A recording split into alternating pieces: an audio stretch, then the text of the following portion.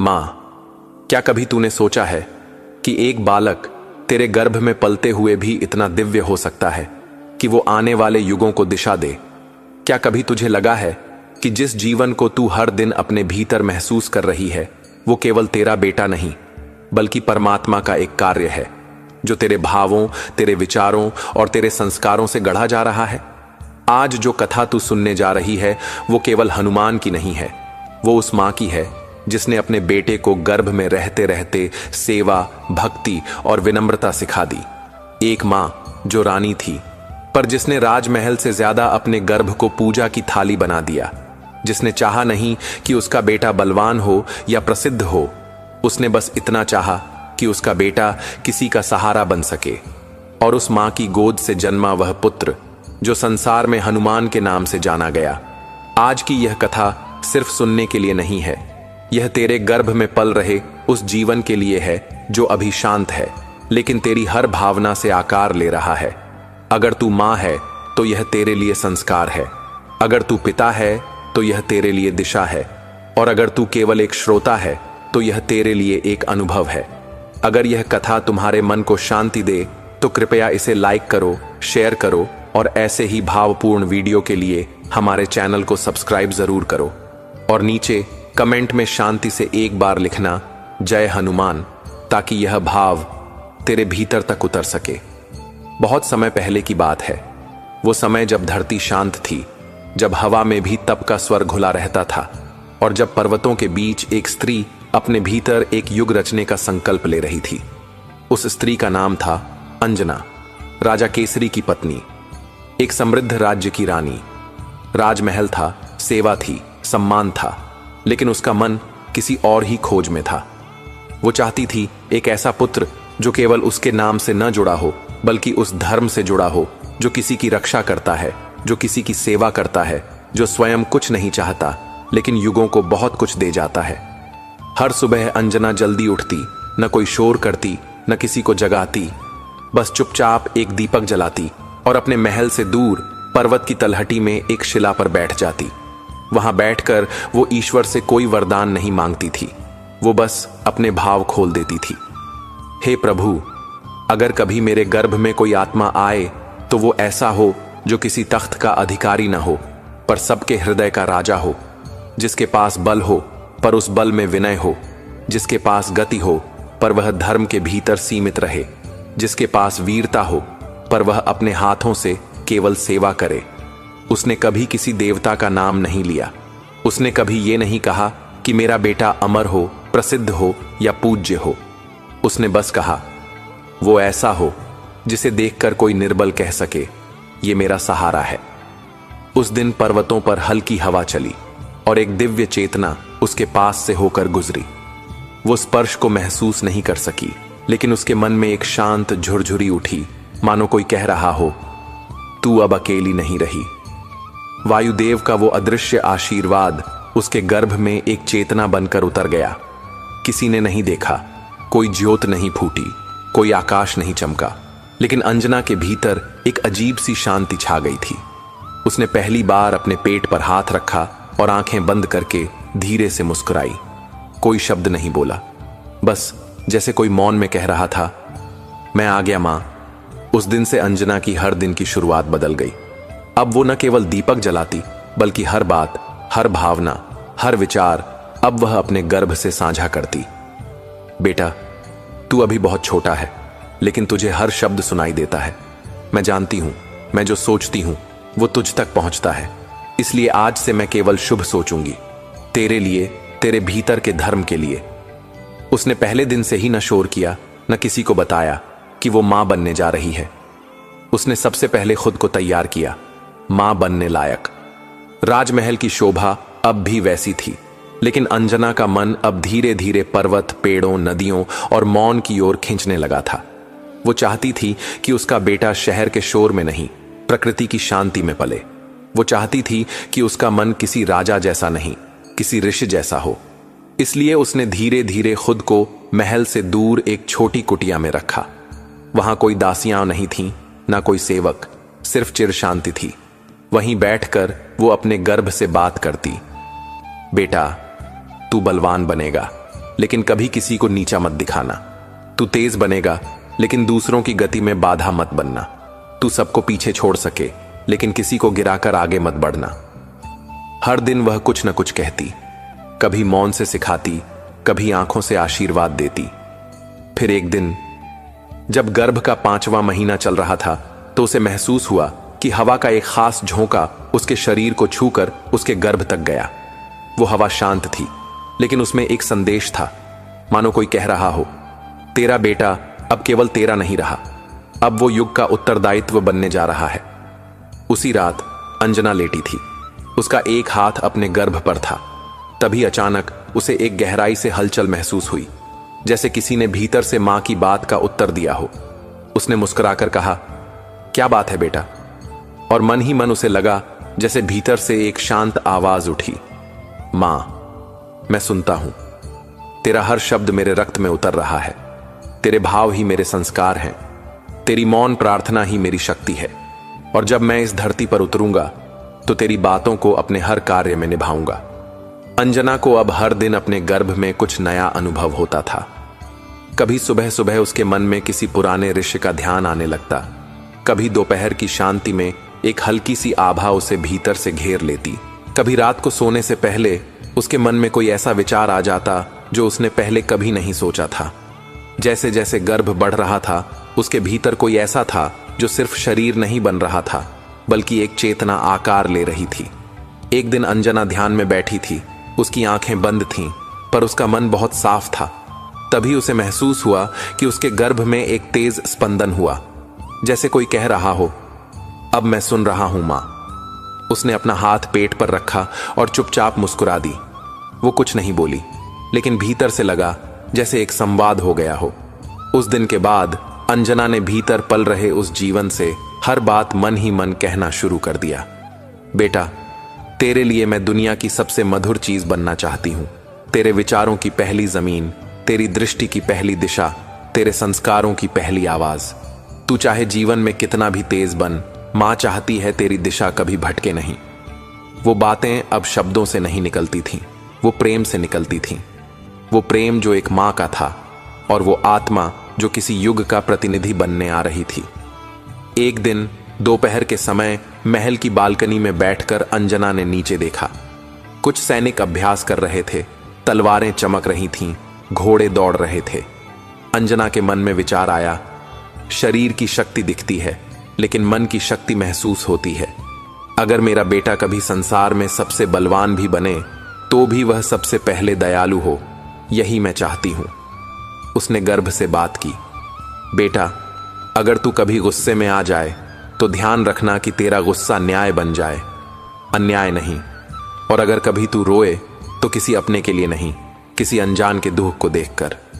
उसी शाम तेज वर्षा हुई, बिजली कड़क रही थी, आकाश में गड़गड़ाहट थी। महल की दासियां सब अंजना को भीतर ले जाना चाहती थीं, पर अंजना वहीं खड़ी रही, बारिश में। उसने पेट पर हाथ रखा और कहा, बेटा, यह आकाश का शोर मत सुन, तेरे भीतर की आवाज सबसे बड़ी है। अगर तू भीतर से शांत है तो कोई भी तूफान तुझे नहीं हिला सकता। अगले दिन अंजना ने ब्राह्मणों को बुलवाया और उनसे वेद मंत्रों का पाठ करवाया। वो घंटों तक वहीं बैठी रही, आंखें बंद, हाथ पेट पर, मन एकदम स्थिर। वेदों की ध्वनि गर्भ तक पहुंच रही थी। वो शब्द नहीं थे, संस्कार थे। वो ध्वनि नहीं थी, ज्ञान था। उसके गर्भ में वह बालक अब धीरे धीरे सुनना सीख रहा था, शब्दों को नहीं, भावनाओं को। वो उन लहरों को पहचान रहा था जो किसी श्लोक की तरह उसके मन में उतर रही थीं। और फिर एक दिन ऐसा आया जिस दिन अंजना को लगा कि उसके भीतर जो है वो अब शांत नहीं है। उस दिन सुबह से ही उसके पेट में हलचल थी। कोई बेचैनी नहीं थी, परंतु ऐसा लग रहा था जैसे कोई शक्ति जाग रही हो। अचानक दोपहर के समय उसने महसूस किया कि भीतर से एक बहुत तेज प्रकाश फूटा है। एक अनुभव था जो आंखें बंद करके भी देखा जा सकता था। वो अनुभव था शक्ति के जन्म का। अंजना ने बहुत धीरे से कहा, क्या तू जाग गया बेटा? मन में एक भाव उठा, मां, मैं अब तेरी हर बात को नहीं सिर्फ सुनूंगा बल्कि समझूंगा भी। अब मैं तैयार हूं तेरे हर संस्कार को अपना बनाने के लिए। उसी रात अंजना ने पहली बार बहुत गहरा सपना देखा। सपने में उसने देखा उसका बेटा एक बड़े मैदान में दौड़ रहा है। उसके पीछे राक्षस भाग रहे हैं, लेकिन वह बालक निडर है, तेज है और बहुत शांत है। वो किसी से डरता नहीं, लेकिन किसी को डराता भी नहीं। वो केवल दौड़ रहा है, मानो उसे कोई लक्ष्य दिख रहा हो जो किसी सामान्य आंख से नहीं देखा जा सकता। अंजना नींद से उठी और उसका दिल बहुत तेज धड़क रहा था, लेकिन डर नहीं था। उसके चेहरे पर एक आत्मविश्वास था। उसने गर्भ से कहा, मैं समझ गई बेटा, तू क्या बनने आया है। तू युद्ध के लिए नहीं, तू धर्म के लिए आया है। तेरा हर कदम तेरे उद्देश्य के लिए होगा। तभी बाहर से एक मंद हवा चली, एकदम वैसी जैसी कुछ महीने पहले वायुदेव ने भेजी थी। पर इस बार उस हवा में सिर्फ ठंडक नहीं थी, बल्कि एक चेतावनी थी कि अब यह आत्मा सिर्फ मां की नहीं रही। अब यह आत्मा युग की जिम्मेदारी बन चुकी है। अब वह बालक एक ऐसा दीपक बन चुका है जिसे कोई आंधी बुझा नहीं सकती। जैसे जैसे दिन बीतते जा रहे थे, अंजना का मन और भी अधिक संवेदनशील होता जा रहा था। वह हर छोटी बात को बड़ी समझ से देखती। अब उसे लगने लगा था कि उसका हर विचार, हर भावना उस बालक तक पहुंच रही है। एक बार की बात है, रात का समय था। महल में सब सो चुके थे, लेकिन अंजना को नींद नहीं आ रही थी। वह चुपचाप अपने कमरे की खिड़की के पास बैठ गई। चांदनी बहुत हल्की थी, ठंडी हवा धीरे धीरे चल रही थी और आसमान बिल्कुल शांत था। उसने आकाश की ओर देखा और बोली, हे परमात्मा, मैं मां बनने जा रही हूं, लेकिन मैं जानती हूं मां होना सिर्फ जन्म देने से नहीं होता। सच्ची मां वो है जो बच्चे की आत्मा को समझे, जो उसके मन को दिशा दे। और मैं यही चाहती हूं कि मेरा बेटा केवल शरीर से बलवान न हो, उसका मन भी उतना ही उजला हो। उसकी बात पूरी भी नहीं हुई थी कि एक हल्की सी हरकत उसके गर्भ में हुई, बहुत कोमल लेकिन स्पष्ट। वो मुस्कुरा दी। तू सुन रहा है ना बेटा? फिर वो धीरे धीरे कहने लगी, सुन बेटा, तू जब बाहर आएगा ना, तो दुनिया तुझसे बहुत कुछ चाहेगी। कभी कोई तेरी ताकत मांगेगा, कभी कोई तेरे चमत्कार देखना चाहेगा, लेकिन तू हर बार ये याद रखना कि तू किसी दिखावे के लिए नहीं, किसी को जीतने के लिए नहीं, बल्कि किसी के दुख को कम करने के लिए पैदा हुआ है। उसकी आंखें नम हो गईं। वो एक मां नहीं रह गई थी, वो अब एक ऋषि की तरह सोच रही थी। उसने अगली सुबह अपनी सारी दासियों को मना कर दिया कि अब कोई महल की बात, राजनीति या शोर शराबा उसके पास न लाए। वो कहने लगी, इस समय मेरे गर्भ में जो आत्मा है वह ध्यान मांगती है, शांति मांगती है। मैं उसे संसार की हलचल नहीं देना चाहती, मैं उसे वो मौन देना चाहती हूं जिसमें आत्मा बोलती है। अब उसका हर दिन एक साधना जैसा हो गया था। वो सुबह हवन करवाती, दोपहर में तुलसी के पास बैठती, शाम को दीपक जलाकर घंटों मौन रहती और रात को चांदनी में बैठकर अपने गर्भ से संवाद करती।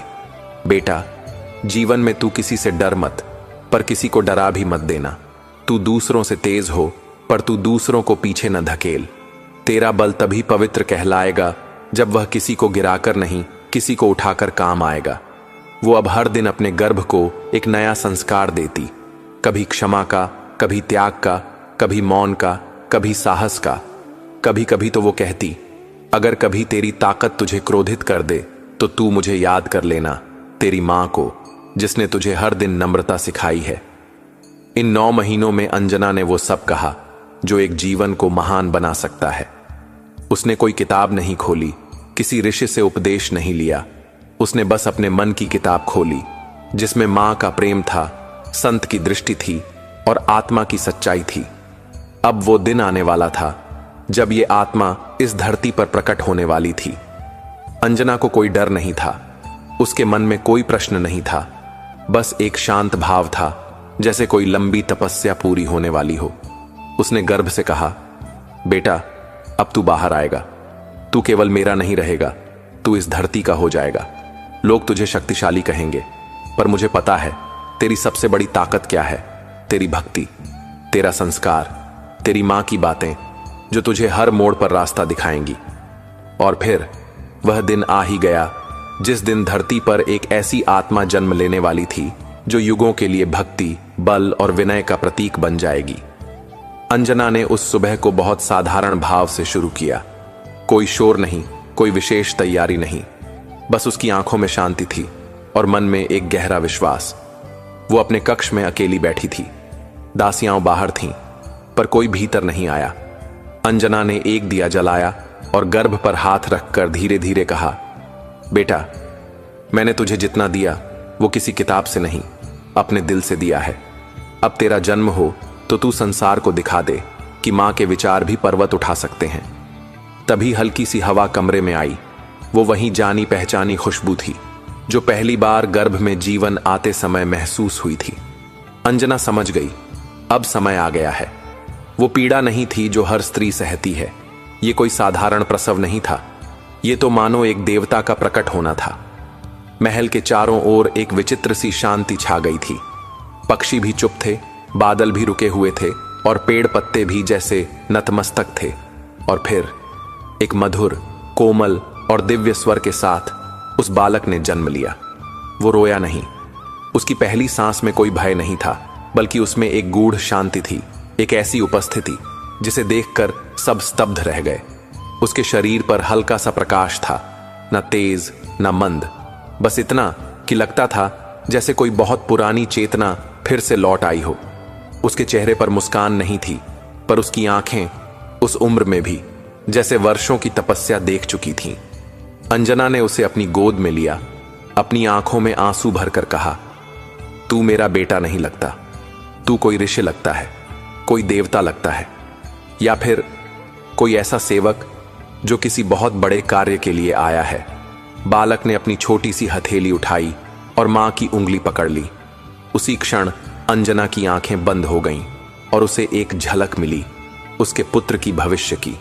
वो देख रही थी, वही बालक एक दिन आकाश में उड़ रहा है, कभी पर्वत उठा रहा है, कभी समुद्र लांघ रहा है, कभी अपने छोटे से हाथ जोड़कर किसी के चरणों में झुका खड़ा है। वो किसी की पूजा नहीं कर रहा था, वो भक्ति बन चुका था। अंजना की आंखें खुलीं और उसने धीरे से कहा, तू शक्ति भी है, तू नम्रता भी है, तू उग्र भी है, तू प्रेम भी है, संतान भी है और भगवान का दूत भी। जैसे मैंने तुझे हर दिन बोया, अब तू इस धरती पर हर उस मां के लिए प्रेरणा बन। जन्म के बाद जैसे समय रुका नहीं, तेजी से आगे बढ़ा। वो बालक जो अभी अभी धरती पर आया था, उसमें इतनी ऊर्जा थी कि केवल कुछ दिनों में उसकी गतिविधियां सबके ध्यान का केंद्र बन गईं। वो हर चीज को देखकर मुस्कुराता था, कभी किसी दीपक की लौ की ओर देखता, कभी हवा में उड़ते पत्तों को पकड़ने की कोशिश करता, कभी बिना कारण ऊपर की ओर निहारता, मानो कुछ समझ रहा हो जो बाकी कोई नहीं समझ पा रहा। एक बार जब सूर्य की किरणें कमरे में आईं, तो वह एक तक उनकी ओर देखने लगा। आंखें छोटी थीं, लेकिन उनमें चमक थी। मां ने देखा, बालक की दृष्टि एकदम स्थिर है, जैसे वो पूछ रहा हो, ये कौन है जो इतना तेज है? उस दिन से सूर्य उसके मन में बस गया। कुछ ही दिनों बाद अंजना उसे गोद में लिए राजमहल के बाग में बैठी थी। सूर्य ठीक सामने था, बहुत तेज, और अचानक उस बालक ने अपनी छोटी हथेली सूर्य की दिशा में फैला दी। कोई खिलौना नहीं मांगा, कोई वस्त्र नहीं खींचा, बस सीधा सूर्य की ओर इशारा किया। अंजना थोड़ी मुस्कुराई। बेटा, वो सूर्य है, वो तेरे खेलने की चीज नहीं। पर बालक की आंखों में उत्सुकता नहीं, कोई पहचान सी थी, जैसे कोई भीतर की स्मृति जागी हो। अंजना को कुछ दिन से अनुभव होने लगा था कि उसका बेटा साधारण नहीं है, लेकिन उस दिन एक ऐसा प्रसंग हुआ जिसने सबको चौंका दिया।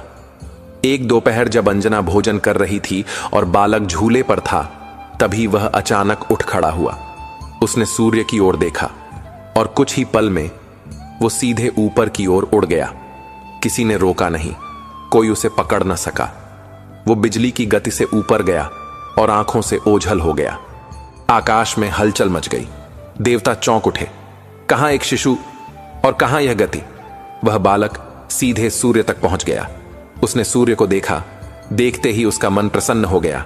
उसे लगा, यही तो है जिसे वह पहचानता है। सूर्य बहुत गर्म था, तेज था, विशाल था, लेकिन बालक न डरा न पीछे हटा।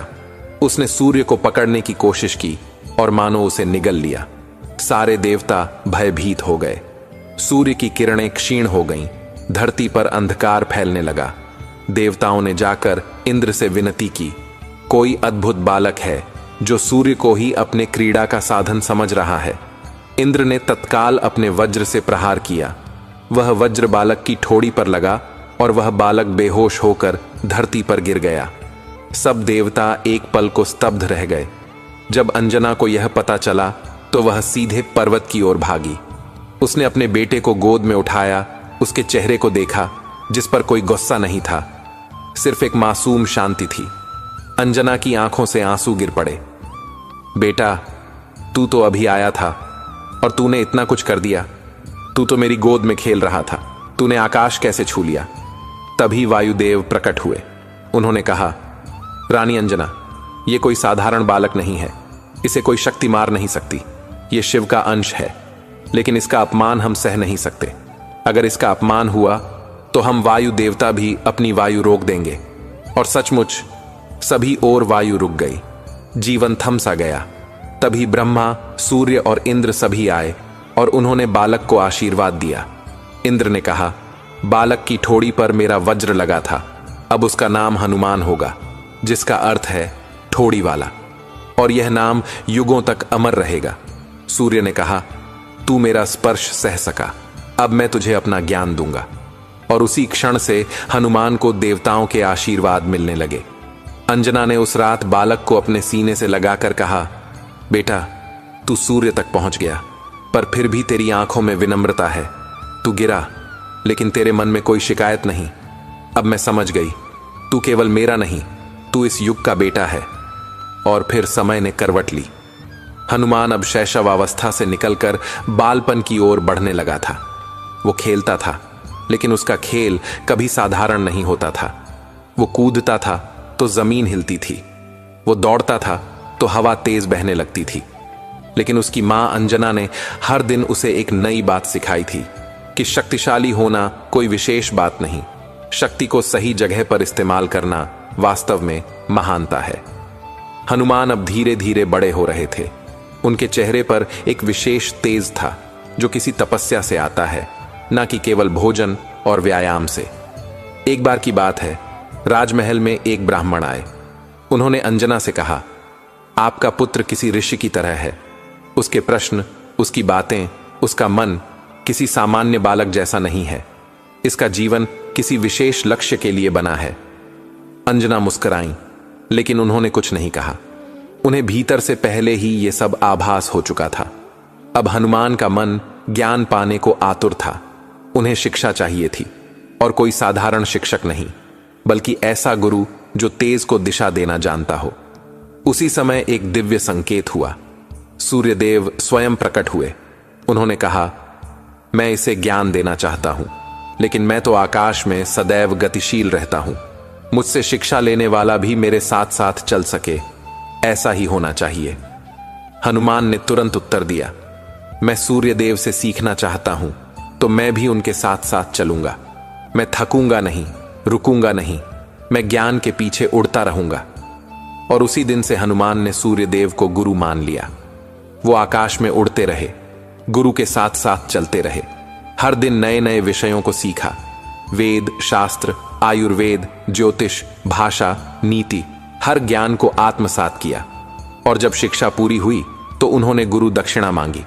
सूर्यदेव मुस्कुराए और बोले, हे हनुमान, तेरा मन ही दक्षिणा है, लेकिन यदि तू देना ही चाहता है तो जाओ, मेरे पुत्र शनि को मुक्त करो। और फिर हनुमान वहां भी पहुंचे जहां रावण ने शनिदेव को बंदी बना रखा था। किसी से बिना युद्ध किए, किसी का अपमान किए बिना उन्होंने बुद्धि, वेग और विनम्रता से शनिदेव को मुक्त किया। शनि ने आशीर्वाद दिया, जो तुझे स्मरण करेगा उस पर मेरा कोप कभी नहीं आएगा। अब हनुमान केवल बलवान नहीं रहे, अब वे ज्ञानवान भी थे, और उनका मन पूर्णतः सेवा भाव से भर गया था।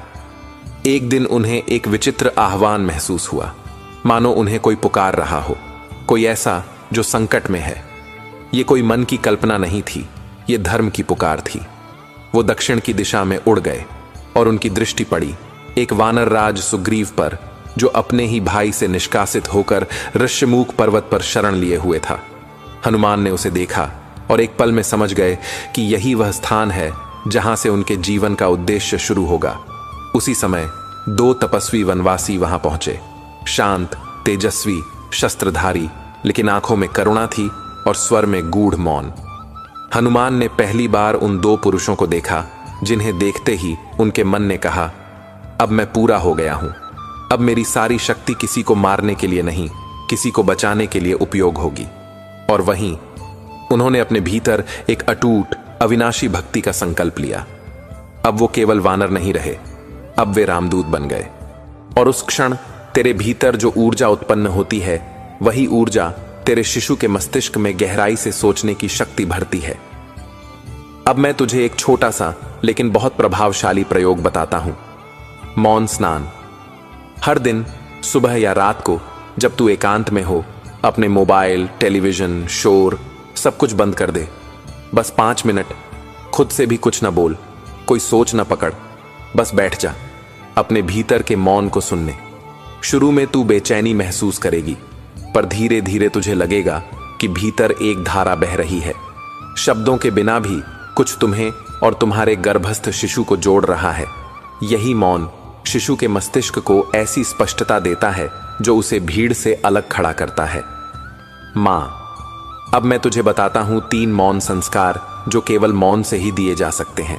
1, धैर्य का संस्कार शब्दों से नहीं आता। जब मां हड़बड़ी छोड़कर धीरज से प्रतीक्षा करती है तो बच्चा उसी क्षण धैर्य सीखता है। 2, सहनशीलता का संस्कार तब आता है जब मां शिकायत नहीं करती, पर भीतर सहन करके कृतज्ञता के साथ आगे बढ़ती है। 3, आत्मविश्वास का संस्कार तब जन्म लेता है जब मां चुपचाप स्वयं को संभालती है और बार बार खुद से कहती है, मैं ठीक हूं, मैं सक्षम हूं। मां, तेरा मौन तेरे शिशु की सबसे ऊंची पाठशाला है। वहां कोई शोर नहीं होता, वहां कोई किताब नहीं होती, फिर भी वहां से निकलने वाले विचार जीवन भर दिशा देते हैं।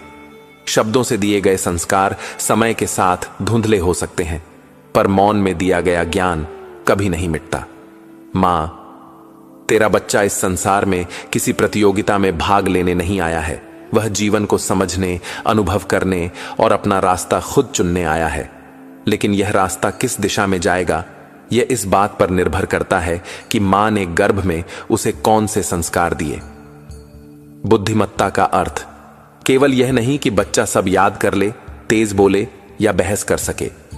बुद्धिमत्ता तब है जब वह यह पहचान सके कि कब चुप रहना है, कब बोलना है, कब सहना है और कब सामना करना है। और यह शक्ति किसी विद्यालय में नहीं दी जाती, यह गर्भ में दी जाती है, जब मां अपने जीवन में विवेकपूर्ण निर्णय लेने का अभ्यास करती है। अब मैं तुझे बताता हूं निर्णय संस्कार। मां, जब तू बार बार अपने छोटे छोटे निर्णयों में दूसरों पर निर्भर होती है तो तेरे भीतर अनिश्चय की भावना बढ़ती है और वही अस्थिरता तेरे शिशु के मस्तिष्क में प्रवेश करती है। लेकिन जब तू यह अभ्यास करती है कि मैं पहले सोचूंगी, फिर तय करूंगी, मैं हर काम को स्पष्ट मन से करूंगी, मैं दूसरों की सलाह सुनूंगी, लेकिन अंतिम निर्णय आत्मा की आवाज से लूंगी, तो यह साधारण सी आदत तेरे शिशु को भीतर से एक अद्भुत शक्ति देती है। ऐसा बच्चा किसी की भीड़ में नहीं खोता, वह हर बात को सोचता है और फिर निर्णय लेता है, बिना हिचक लेकिन पूरे धैर्य के साथ। अब अगला संस्कार है नैतिकता का संस्कार। मां, तेरा बच्चा केवल तेरे रक्त से नहीं बन रहा, वह तेरे मूल्यों से बन रहा है।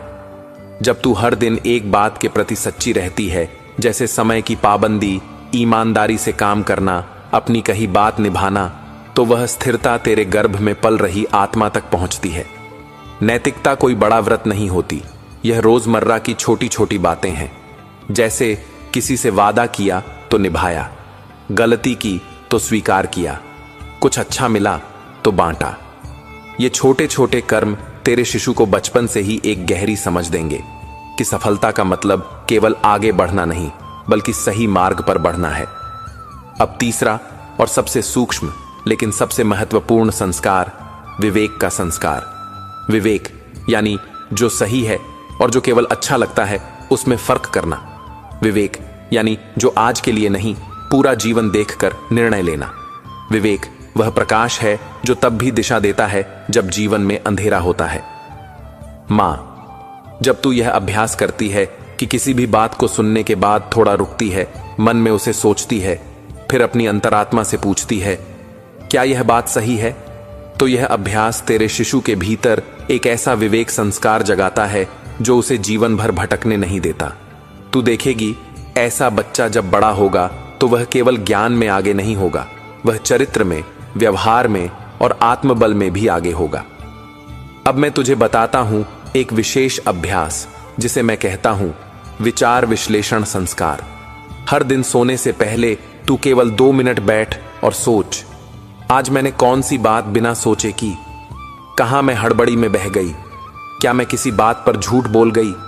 क्या कोई निर्णय मैंने सिर्फ डर या क्रोध में लिया? फिर बिना दोष दिए सिर्फ स्वीकार कर और धीरे धीरे अपने निर्णयों में सुधार लाना शुरू कर। यह अभ्यास तुझ में जो जागरूकता लाएगा वह सीधा तेरे शिशु के भीतर विवेक की नींव डालेगा। मां, जब तू सत्य, विचार और व्यवहार में संगति रखती है तो तेरा बच्चा दुनिया की नजरों में भले शांत दिखे, लेकिन भीतर से वह एक दिशा प्रदर्शक आत्मा बनता है। और अंत में, मां, मैं तुझसे कहूंगा कि जब तू कभी भ्रम में हो, थकावट में हो या किसी बात को लेकर असमंजस में हो तो कुछ देर चुप रह और अपने शिशु से बात कर।